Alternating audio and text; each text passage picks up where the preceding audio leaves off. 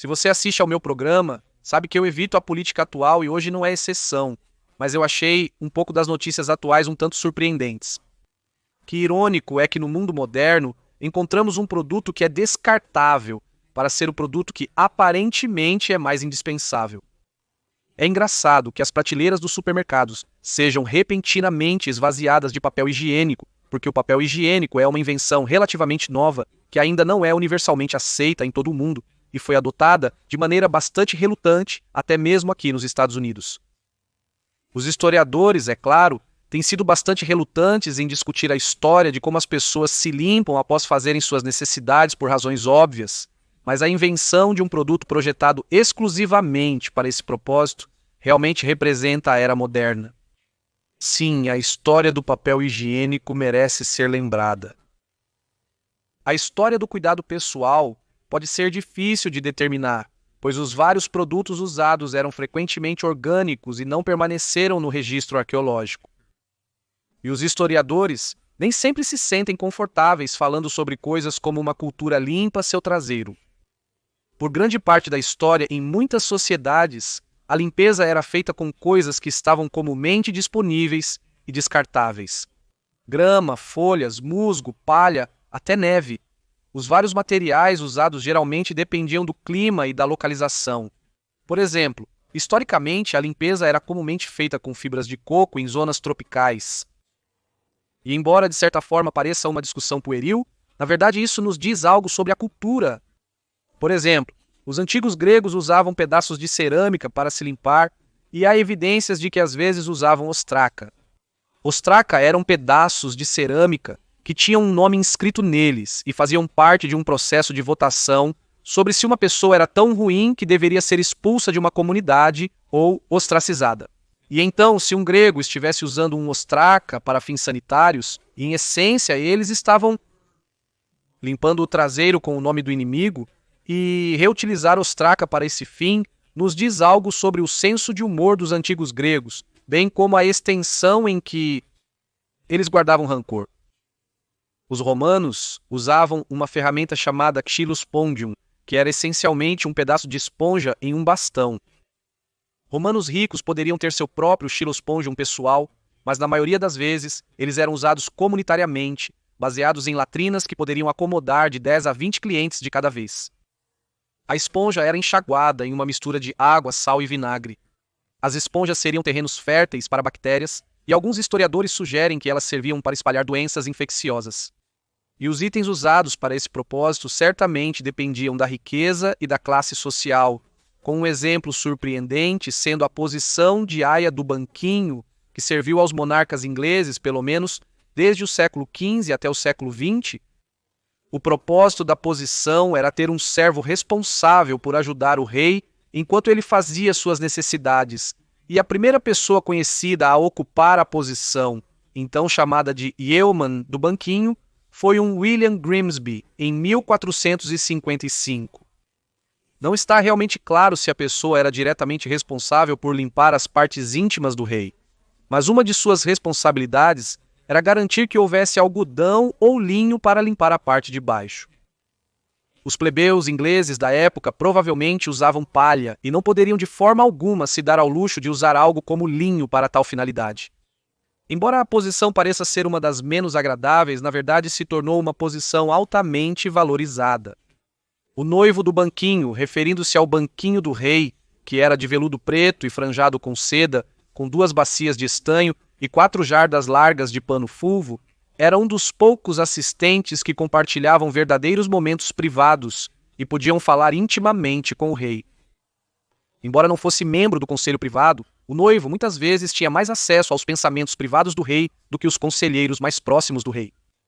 Na verdade, o noivo do banquinho muitas vezes tinha tanto acesso aos pensamentos privados do rei que outros cortesãos tinham medo deles pelos segredos que guardavam. Com o tempo, a posição se expandiu para incluir o controle dos assuntos dos aposentos internos do rei, incluindo garantir que o rei estivesse bem vestido. A posição incluía vantagens como receber as roupas e mobílias antigas do rei. As pessoas faziam petições ao camareiro para interceder em seu favor, para que ele pudesse usar seu tempo privado com o rei para ajudar alguém a ganhar uma posição cobiçada. A posição ganhou responsabilidades tão amplas e prestígio que muitas vezes era ocupada por pessoas de alta nobreza. A posição continuou durante os reis hanoverianos, mas estava em abandono sob Victoria e finalmente eliminada por seu filho, Edward VII, em 1901. Não surpreendentemente, a primeira cultura a usar papel para suas necessidades de banheiro foi a chinesa, onde o papel foi inventado, talvez, já no século VIII a.C. O papel higiênico foi usado na China já no século VI d.C., quando um oficial chinês notou o papel no qual as citações ou comentários dos 5 clássicos ou os nomes de sábios que eu não ousaria usar para papel higiênico. O estudioso árabe do século IX, Abu Zaid Hassan al-Saraf, notou o uso de papel pelos chineses no banheiro com certo nojo, dizendo que eles não se preocupam com a limpeza.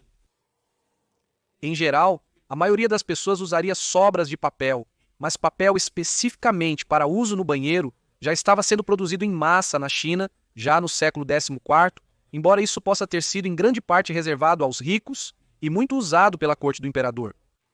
Um decreto em 1391 especificou que folhas de papel deveriam ser feitas para o tempo de banheiro do imperador, e a posição tem seus privilégios, porque, de acordo com esse decreto, essas folhas de papel deveriam ter aproximadamente 2 pés por 3 pés. O papel não chegou à Europa até o século XI. O processo era feito à mão, pressionando fibras em um molde de tela. Embora houvesse fábricas de papel na Europa no século XII em geral, a demanda por papel era baixa, pois havia pouca vantagem sobre o pergaminho feito de pele animal. Mas a invenção de Johann Gutenberg da prensa de impressão de tipos móveis por volta de 1440 causou uma revolução na impressão na Europa e aumentou muito a demanda por papel, e a fabricação de papel se tornou uma indústria. Embora as pessoas provavelmente estivessem usando retalhos de papel no banheiro na Europa assim que o papel chegou ao continente, na prática o papel era caro e dificilmente teria sido usado para tal finalidade. No entanto, havia exceções. O clérigo inglês do século XVI, John Bale, lamentou que os livros dispersos pela dissolução dos mosteiros por Henrique VIII estavam sendo comprados por nobres para esfregar suas botas. Um exemplo bizarro foi fornecido por Philip Dormer Stanhope, o 4º conde de Chesterfield, em suas cartas ao seu filho publicadas em 1747. Como uma lição sobre o uso cuidadoso do tempo, ele fornece o exemplo de um cavalheiro que comprou para si uma versão comum de Horácio e gradualmente rasgou algumas páginas e as levou consigo para aquele lugar necessário, onde depois de lê-las, as enviou como um sacrifício. Assim, argumenta o conde, foi tanto tempo justamente ganho.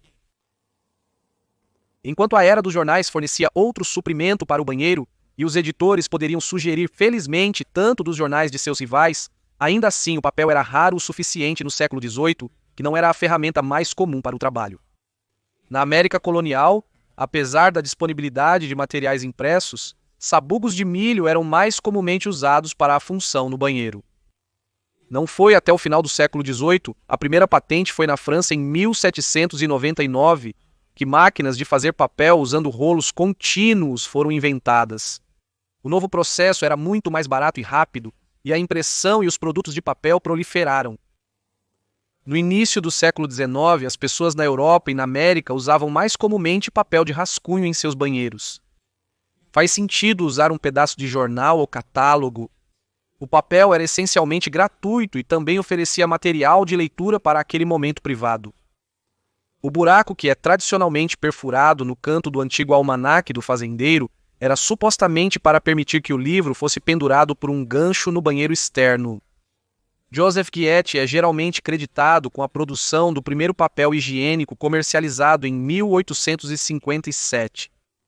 O papel de Guiette era chamado de papel terapêutico e era vendido em folhas individuais ao custo de 1.000 folhas por $1. Alegava-se que seu papel tinha benefícios médicos, especialmente como tratamento para hemorroidas. Anúncios da época sugeriam que papéis de tinta eram tóxicos quando usados em partes sensíveis. Curiosamente, os papéis de Guiette eram todos marcados com uma marca d'água. J.C. Guiette, Nova York.